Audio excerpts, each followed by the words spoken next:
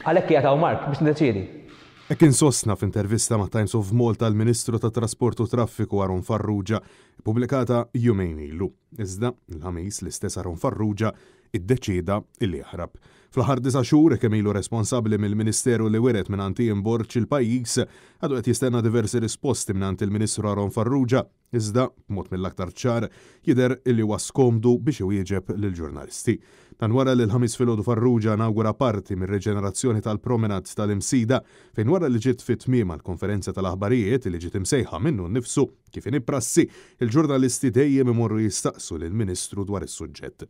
Iżda għas-sempliċi domanda fejn huma il-bins tul din il-medda bankina, Aron Farrugia għażel li jiġri lejn il-karozza, isabbat il-bieba u jaħrab. Ministru, għawek il-post list, il-bins fejnu? Le, ma kellimtniex, Ministru. Għalfejn qiegħed taħrab, Ministru. Għalfejn qiegħed taħrab, Ministru.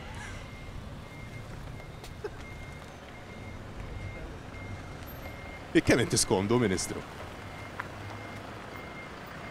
Domanda leġittima fejn seta' jgħidilna liberament li hemm 3 bins, iżda ċertament Net News kellu ħafna aktar domandi x'jagħmel l-istess Ministru fosthom brabta mas-sigurtà ta' uliedna fejn minkejja li l-proġett huwa inawgurat hemm kamra miftuħa ta' periklu għat-tfal li jkunu mexxin tul il-promenad. Domandi oħrajn kienu dawk biex jiċċara dak li qaltu l-intervista ma' Times fosthom fejn kien biħsiebu jagħmel baslejn propju f'dik it-triq illi kien preżenti fiha. Kif ukoll jaħsibx li sieħbu Byron Camilleri għandu jirriżenja minn Ministru wara li għal darb'oħra mar żmerġ fuq il-ġudizzju tiegħu dwar id-direttur tal-ħabs. Ridna wkoll nistaqsuh jekk hux se jaċċetta stedina li għamilnilu għall-intervista fuq Nat Television u li s'issa injora għal kollox. Iżda dan huwa aktar il-Ministru Aron Farrugia ma rridx jisimgħu u minflok għażel illi jagħlaq il-bieba fuq darbtejn u jsib refuġju fil-karozza ministerjali.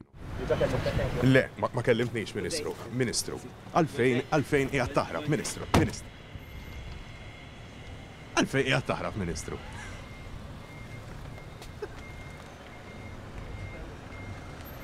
Kemm inti skondu, Ministru? Francesco Catania, għal Net News.